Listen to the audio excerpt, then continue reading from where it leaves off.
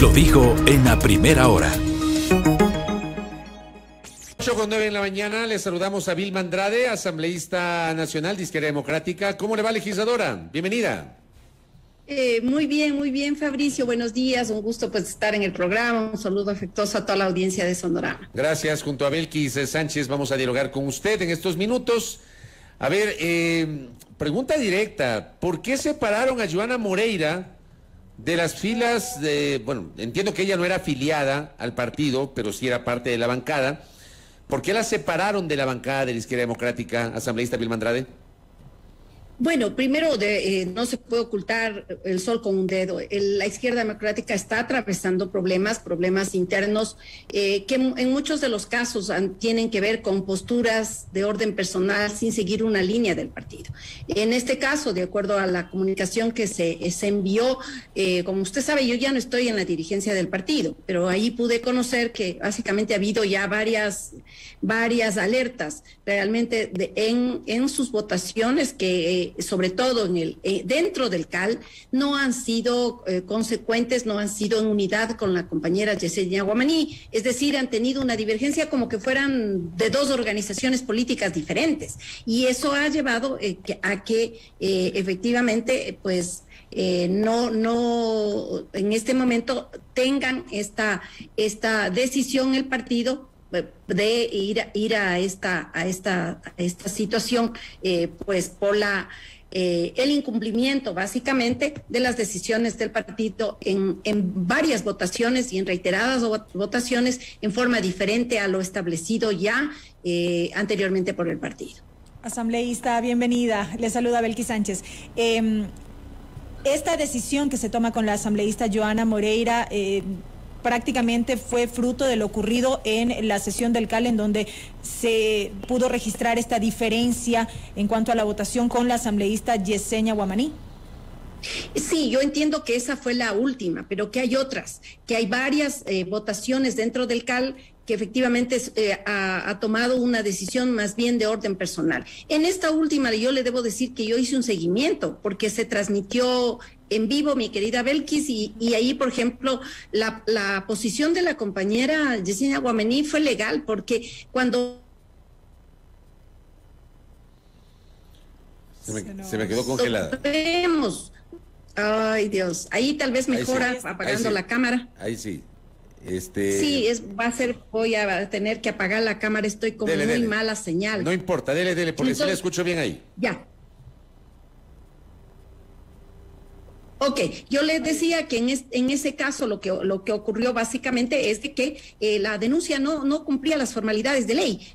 Por algún error, la denuncia estaba firmada por un señor Luis Fernando Torres y no por Esteban Torres Cobo. Entonces ahí tenía que reformularse y tenía que haberse realizado esa modificación, pero para subsanar eso solamente llevaron en ese momento una declaración notarial, cuando eso debía haber ingresado por la Secretaría. Ese tipo de formalidades que aparentemente decimos, no importa si la persona dice yo soy el que firma, aunque el nombre sea otro, y se soluciona de esta manera, no correspondía al procedimiento establecido. Por eso es que se negó precisamente la votación de Yesenia, fue abstención. Entonces ese tipo de actuaciones son los que ha llevado a que la dirigencia del partido precisamente señale que deba ser separada la bancada. Yo lamento porque en general la situación en el bloque se vuelve mucho más compleja. Estamos básicamente con el número justo para seguir siendo una bancada, pero esperemos y aspiramos de que no sean estas medidas las que nos lleven a tomar acciones en unidad, sino que sea una participación democrática y que de esa participación que lo hagamos los asambleístas podamos tener unas definiciones al interno de la asamblea, porque usted más que nadie, pues Fabricio, que viene haciendo un seguimiento a la asamblea por larguísimos años, sabe y conoce que la dinámica de la asamblea es tremendamente fuerte y hay que estar básicamente al instante para en algunos casos tomar las decisiones. La asambleísta Joana Moreira, con su actuación, ¿había incomodado a la dirigencia de Izquierda Democrática, asambleísta Andrade? Sí, porque está señalado precisamente en esa comunicación que justamente por algunas votaciones que se han dado dentro del CAL y en otras votaciones que inclusive habiendo tomado una decisión el partido, las votaciones eran otras. Entonces es básicamente ese desacuerdo al que ha llevado a la separación de la pues asambleísta Johanna Moreira. Ahora yo le pregunto a usted, porque el partido en realidad o el bloque o la bancada no es que ha votado uniformemente en todas las decisiones de la legislatura. Le voy a poner un par de ejemplos. Para la votación que permitió la aprobación del proyecto de ley para garantizar la interrupción voluntaria del embarazo en casos de violación, la bancada votó dividida. Había una posición orgánica de la bancada que no necesariamente fue respetada por varios legisladores. Para el proyecto de ley de inversiones, si bien es cierto usted estuvo fuera del país, pero su alterna, la asambleísta Velázquez, me parece el apellido, no votó como había dispuesto la bancada. O sea, ya se han dado casos en donde no es que se ha votado con disciplina respecto de las decisiones orgánicas del bloque, asambleísta Andrade. Sí, por supuesto, y también yo le debo a agregar el tema de la votación igualmente en lo que fue las amnistías. Es decir, esas votaciones que en algunos casos, por ejemplo, yo le debo decir en la votación de la interrupción del embarazo, hubo el pedido puntual de 2 o 3 asambleístas que pidieron que en definitiva, por su situación personal y por temas de convicción interna les permiten votar de forma diferente, pero el resto de...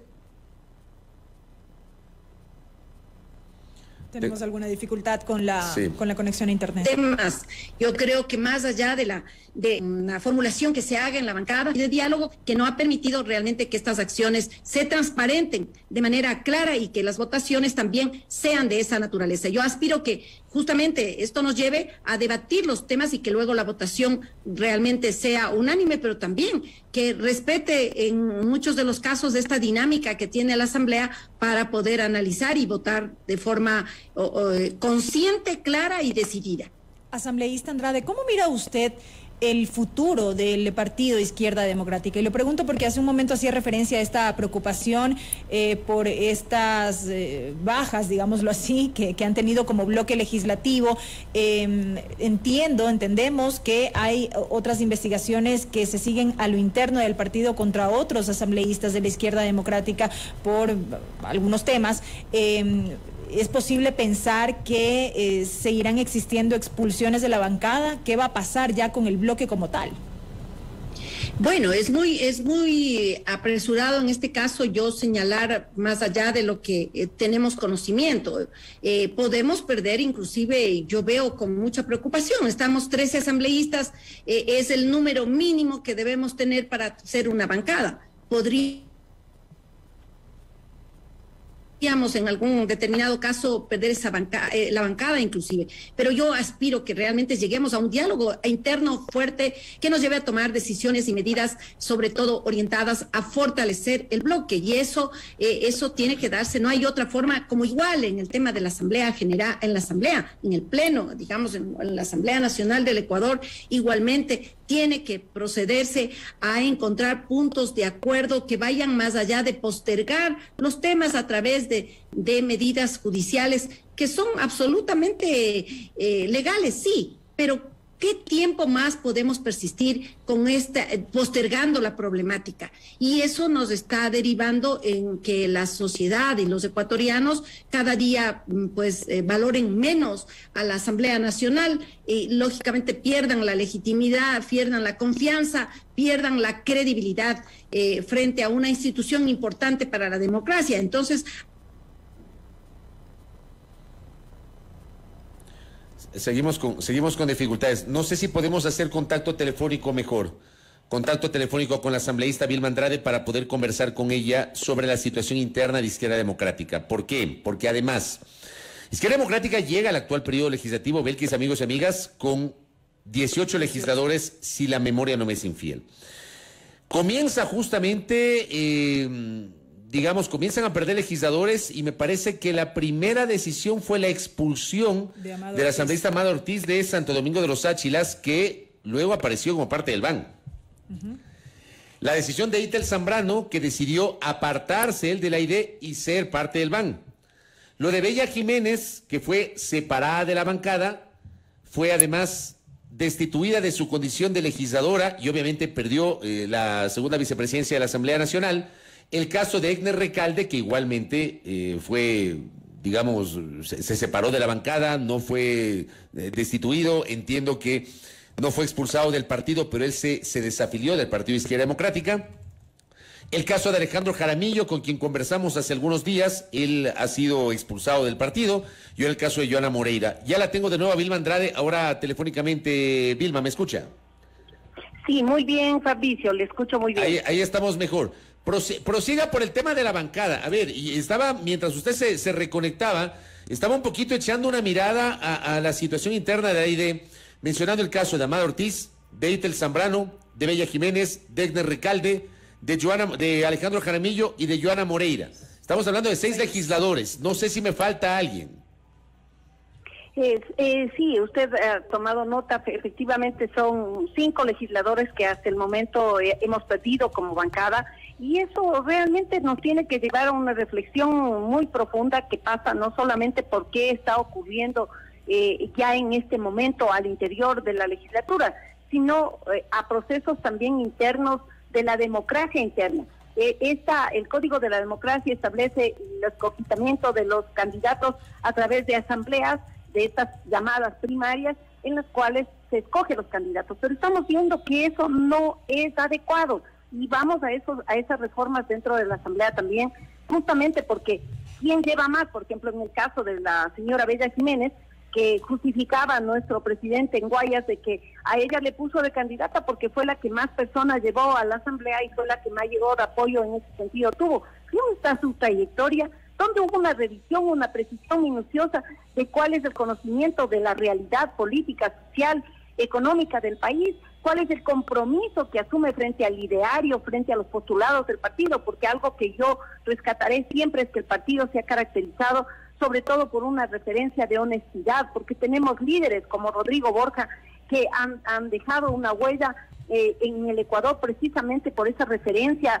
de honestidad, de probidad, de ética pública. En ese sentido yo creo que hay que repensar también cómo la izquierda democrática puede llevar adelante otros procesos electorales, garantizando que quienes llegan a esos procesos sean consecuentes con la línea política, con el programa de gobierno y lógicamente con las decisiones tomadas democráticamente. Pero ¿qué implica que ustedes dejen de ser bancada? Porque claro, el mínimo para ser bancada es el 10% de la integración de la asamblea, o sea, 14 legisladores. Ustedes, en este momento se entiende, se quedarían con 13. Se ha conocido extraoficialmente que es probable que otros legisladores eventualmente también abandonen la bancada. ¿Qué pasaría allí jurídicamente? ¿Ustedes mantendrían representación en el CAL? Le pregunto. Bueno, no se pierde en este momento, porque recordemos, Fabricio, que las elecciones y la conformación del CAL se lo hace cada 2 años. En la posesión de la asamblea, y tienen una duración de 2 años. Posiblemente, si perdemos la bancada para el próximo periodo, no tengamos esa representación después de 2 años. Igualmente, aquí hay un vacío legal que la ley orgánica de la función legislativa no lo ha corregido, y es que las bancadas se conforman el primer día en su posesión, y ya después ya solo son grupos. Así hemos tenido en la anterior asamblea. Lo que ocurre en este momento es que, más allá de perder ese estatus de bancada, mi preocupación más profunda es precisamente porque esto desdibuja también una acción legislativa, conlleva realmente la separación de personas con las que hemos venido trabajando, y lleva también este tema hasta de efectividades, ¿no es cierto? Y por supuesto de esta toma de decisiones duras, difíciles, pero ojalá que sean corregidas en la medida que podamos tener diálogos más frecuentes, más seguidos, y de esa manera evitar también estas pérdidas que han sido realizadas, pero que lógicamente puede llevar a esta pérdida de condición de bancada. Ahorita estamos con las justas, somos 13 asambleístas, pero tampoco, y yo le debo ser muy sincera, que puede vivir una bancada amenazada de que yo me voy, o hacen lo que yo digo, o yo hago lo que yo quiero para permanecer o no en la bancada. Y creo que esas formas de actuar de manera personal y no mirar por los intereses en general y de las políticas del partido, en las que nos ha desgranado a la banca. Ahora mismo, asambleísta Andrade, ¿cómo está la posición de la izquierda democrática respecto de la coyuntura en el legislativo y a propósito de la reunión que se prevé para esta mañana con el ministro de Gobierno y los jefes de las distintas bancadas legislativas? Bueno, primero que nosotros decimos tenemos que respetar la ley y si bien hemos dicho claramente que no estamos de acuerdo con estas medidas de orden judicial para detener o postergar un problema que de hecho lo tiene la presidenta de la Asamblea, mientras esas medidas existen, no podemos dar paso a autoconvocatorias porque estamos yéndonos en contra precisamente de la institucionalidad. Pero no se supone que la presidenta, perdón que le interrumpa, asambleísta Andrade, pero no se supone que con la resolución del CAL la presidenta está obligada a convocar al Pleno para integrar la comisión pluripartidista. Pero ahí hay un tema. Sobre esa medida hay otra medida cautelar, hay acciones de protección que justamente se derivan de este planteamiento de la presidenta de la Asamblea. Nosotros en este diálogo, ya para concluir, yo debería decir que en este diálogo que ahora mismo se dará con el ministro de Gobierno, tiene que ser un diálogo abierto, un diálogo constructivo, un diálogo que nos lleve a pensar en los problemas del país. ¿Cómo se va a solucionar el tema de la inseguridad para bajar esos niveles de inseguridad que estamos viviendo? El tema del desempleo. 3 de cada 10 ecuatorianos apenas tiene empleo, tiene contrato, tiene seguridad social. 7 de cada 10 están sobreviviendo, están en las calles. Eso no puede seguir en este país. Entonces lleguemos a acuerdos mínimos, veamos la sostenibilidad del seguro social, que igualmente es un grave problema postergado. Estos temas yo aspiro que sean tratados en una agenda donde pongan las prioridades y cada una de las bancadas decir, a esto estamos dispuestos a apoyar y estas son nuestras líneas rojas para que no sigamos entrampados en intereses políticos que lo único que quieren es tomarse, en algunos casos, los organismos de la Asamblea para llegar a trastocar los juicios políticos, enjuiciar al Consejo de Participación, acelerando los procesos. Ese es el fin. ¿Para qué? Para luego tomarse la Contraloría. Es decir, volvemos a esa falta de institucionalidad. Nosotros creemos que estos temas se tienen que transparentar y que estos acuerdos, como ha habido un acuerdo tácito, los ecuatorianos tenemos esa percepción y yo creo que todos sabemos que hubo un acuerdo tácito entre el gobierno y UNES para la salida del ex vicepresidente Jorge Glass, que eso no sea el mecanismo tampoco de manipulación, de chantaje o de presión política en el diálogo que se inicia hoy, sino sea sobre las prioridades del país, porque el país está perdiendo realmente confianza en sus instituciones y eso pasa porque estos diálogos no se transparentan de manera abierta para que el Ecuador, sobre todo a través de la prensa, debemos conocer cuáles son los mecanismos de diálogo, pero los resultados sobre todo del mismo.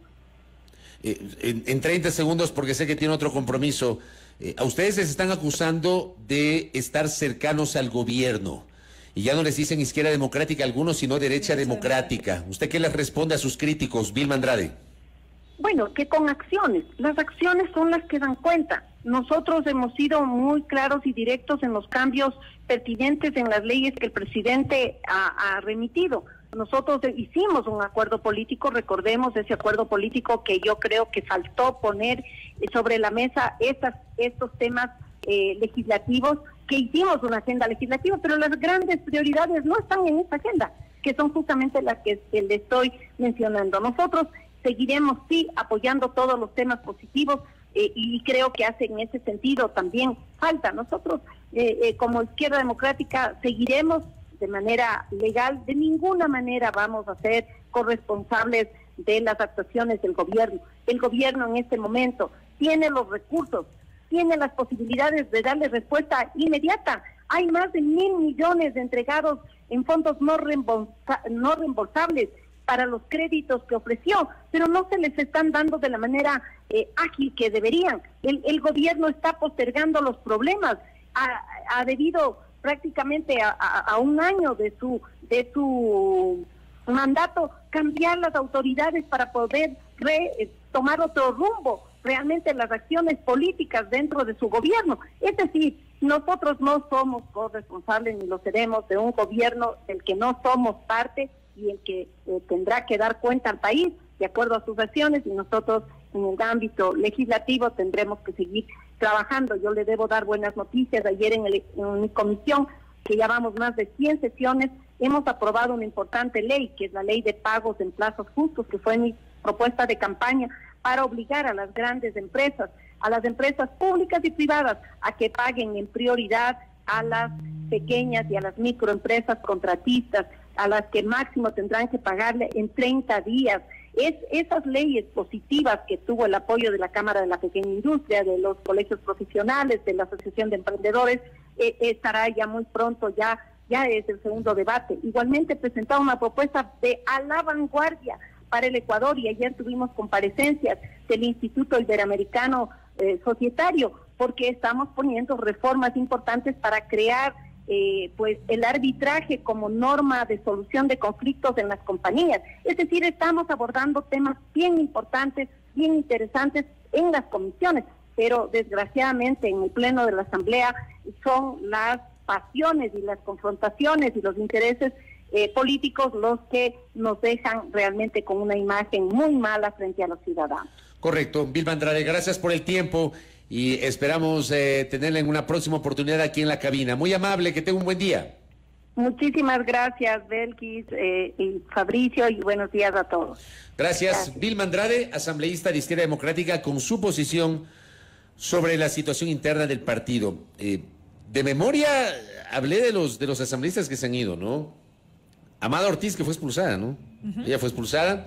Eitel Zambrano, que se fue al BAN. Los dos se fueron al BAN. Amada Ortiz y Eitel Zambrano se fueron al BAN. Pero Amada Ortiz fue expulsada y Eitel Zambrano se separó. Bella Jiménez, que fue investigada. Por cierto, ya nadie se acuerda de la indagación previa que le iniciaron a Bella Jiménez. Nadie. En este país de la memoria corta y tan coyuntural como es la característica de este país, nadie se acuerda qué pasó con la indagación previa de la ex asambleísta y ex segunda vicepresidenta de la Asamblea Nacional, Bella Jiménez. Egner Recalde, sobre quien también había una investigación por supuesta corrupción, finalmente él no fue... Claro, no fue destituido de su condición de legislador y ahora actúa como independiente. Él se separó de la Izquierda Democrática. El caso de Alejandro Jaramillo, que fue expulsado, y ahora de Joana Moreira, que fue separada. No fue expulsada porque ella no pertenece al partido como afiliada, pero fue separada de la bancada. Y por ahí dicen que hay otros legisladores que también, digamos, están analizando la posibilidad de permanecer o no en el partido. Veamos qué pasa. Están siendo investigados, como se había dicho en su momento en una entrevista aquí mismo con el señor Herrera. Claro. Guillermo Herrera. Con nosotros, Guillermo Herrera. Claro, exactamente. El presidente nacional de la ID. Correcto. Es lo que pasa en la Izquierda Democrática. Primera plana. Todas las noticias, todas las voces.